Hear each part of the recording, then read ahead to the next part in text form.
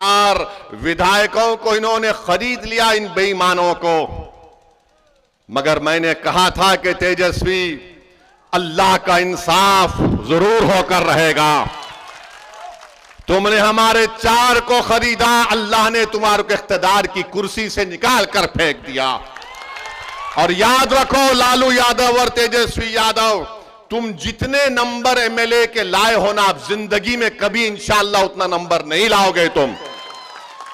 तुम नहीं लाओगे, क्योंकि तुम धोखे की सियासत करते हो। तुम में, मोदी में, नीतीश कुमार में कोई फर्क नहीं। मोदी, तेजस्वी और नीतीश कुमार एक है।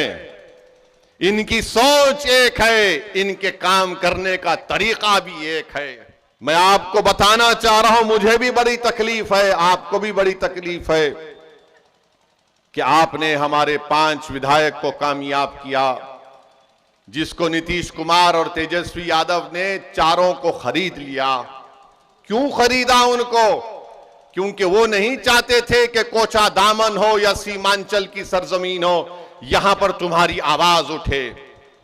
वो कभी भी इस आवाज को बर्दाश्त नहीं करेंगे। हां, यादवों की आवाज को बर्दाश्त किया जाएगा, कुर्मियों की आवाज को बर्दाश्त किया जाएगा, भूमिहार की आवाज को बर्दाश्त किया जाएगा, ब्राह्मणों की आवाज को बर्दाश्त किया जाएगा, अपर कास्ट की आवाज को बर्दाश्त किया जाएगा। मगर पूरे बिहार में और खासतौर से सीमांचल में किसी एक आवाज को कभी बर्दाश्त नहीं किया जाएगा। वो आवाज होगी अख्तरुल ईमान की। बेईमानों की आवाज को सुना जाएगा, मगर अख्तरुल ईमान की आवाज को नहीं सुना जाएगा।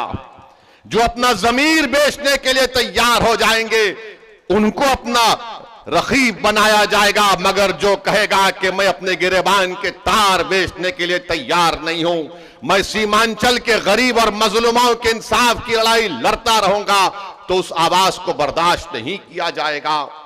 जो गरीबों और मजलूमों की हक की आवाज, उनके हक की आवाज को उठाएगा, उसको बर्दाश्त नहीं किया जाएगा। किसकी आवाज को बर्दाश्त किया जाएगा? जो इन अगियारों की चौखट पर जाकर अपना ईमान बेच देते हैं, जो अपने चेहरों को और अपने सरों को झुका देते हैं, जो बिकने के लिए तैयार है। जो नहीं बिकने के लिए तैयार है, उससे बड़ा इनको डर लगता है कि कौन है ये लोग।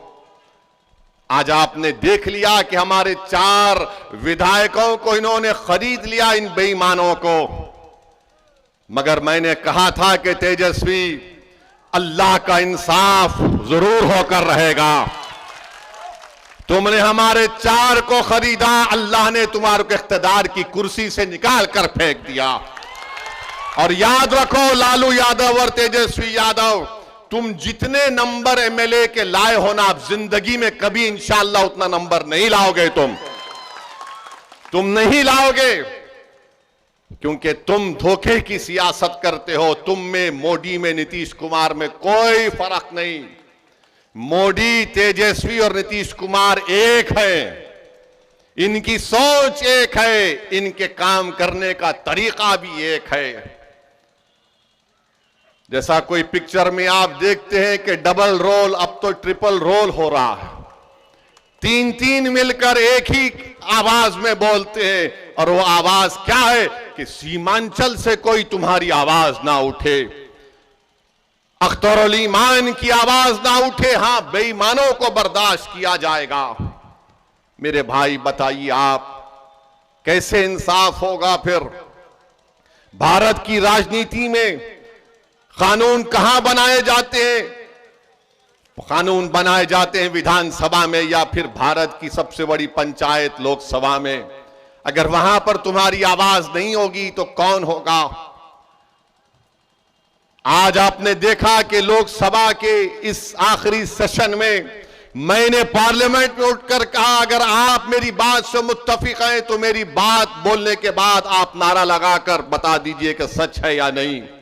मैंने कहा था कि भारत में आज जो मुसलमान है, वो अपने आप को इस तरह महसूस करता है जिस जमाने में हिटलर की हुकूमत थी, उस जमाने में यहूदी अपने आप को गैर महफूज समझते हैं। बताओ, क्या मैंने झूठ कहा या सच कहा? बताओ मेरे भाई, यही तो चीज है हुकूमत के सामने सच्चाई को बयान करना, उनको बताना कि ये हम सोच है, ये तकलीफ हमको हो रही है।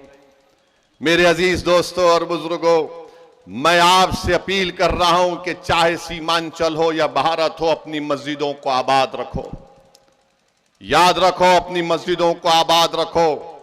अपनी मस्जिदों को हमको हुक्म दिया गया, अल्लाह ने हमसे कहा गया कि अल्लाह के घर को वही लोग आबाद रखते हैं जो ईमान वाले हैं, जो किसी से नहीं डरते सिवाय अल्लाह के और जो आखिरत पर भरोसा करते। तो अपनी मस्जिदों को आबाद रखो, चाहे तुम किसी मसलक के हो, मस्जिद तो अल्लाह की है ना। अपने मस्जिदों को आबाद रखो। 600 साल की मस्जिद मेहरौली की, उसको शहीद कर दिया गया बगैर कोई नोटिस दिए। कोई नहीं बोला। ये पूछना था इनसे, आप जिसको आपने अपना वोट दिया था, किसने मेहरौली की मस्जिद की बात की? असदुद्दीन ओवैसी ने, मजलिस इत्तेहादुल मुस्लिमीन ने बात की। किसने कहा कि जो कोर्ट का फैसला आया वो गलत है? असदुद्दीन ओवैसी ने कहा। जब कर्नाटका में हमारे बच्चियों से हिजाब छीन लिया गया, किसने कहा? मजलिस ने कहा। बताओ, जब सब मजलिस करती है और कहती है तो ये लोग बोलते नहीं ये मिले हुए हैं। अरे भाई, हम कहां मिले हुए हैं? तुम मिले हुए हो। तुमने नीतीश कुमार का साथ दिया तो आज बीजेपी सत्ता में है बिहार में। मैंने नीतीश कुमार को मुख्यमंत्री नहीं बनाया, तेजस्वी और लालू ने बनाया, और आज नीतीश कुमार मोदी के गोद में बैठकर चाय पी रहे हैं। बताइए, इसका जिम्मेदार कौन है? कभी आप सोचो कि आपने वोट दिया था इनको। गठबंधन गठबंधन, मैंने आपसे कहा था कि देखो नीतीश कुमार, ये लोग बीजेपी को एक दिन सत्ता में लेकर आएंगे।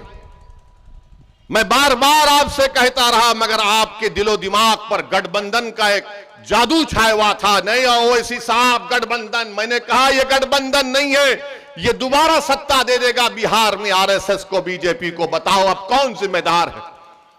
मेरी शिकायत आपसे है, मेरी शिकायत तेजस्वी, नीतीश, मोदी से नहीं है। मैं आपको अपना समझकर, अपना बेटा समझकर, अपना भाई समझकर, अगर मैं गलत कह रहा हूं तो मुझे माफ कर दो। मैं आपसे शिकायत करने आया हूं। मैं कहां पर शिकायत करूंगा? मैं किसके सामने जाकर अपनी बात को करूंगा? मैं तो तुम्हारे घर पे आऊंगा ना। तुम्हारा घर मेरा घर है, तुम्हारा घर अकेला तुम्हारा घर नहीं है। इसलिए मैं बड़े फख्र से कहता हूं कि सीमांचल का हर घर असदुद्दीन ओवैसी का घर है। सीमांचल के हर नौजवानों के ख्वाब को पूरा करना अख्तरुल ईमान और हमारी जिम्मेदारी है। इसीलिए मैं अपनी शिकायत तुम्हारे सामने रख रहा हूं। सोचो मेरी इन बातों को, अगर इसमें सच्चाई है तो हमारा साथ दो, अगर तुम समझते हो ये झूठ बोल रहा है तो ठीक है। मैं जो कुछ कह रहा हूं मेरा रब जानता है कि मेरी नीयत क्या है। अरे हम इलेक्शन लड़ते हैं तो वोट काटने के लिए लड़ते हैं। आज आपने देखा, आज मीडिया वाले हमको बता रहे थे, हमारे दोस्त, कि लालू यादव ने कहा कि अभी भी हमारे दरवाजे नीतीशवा के लिए खुले हुए हैं।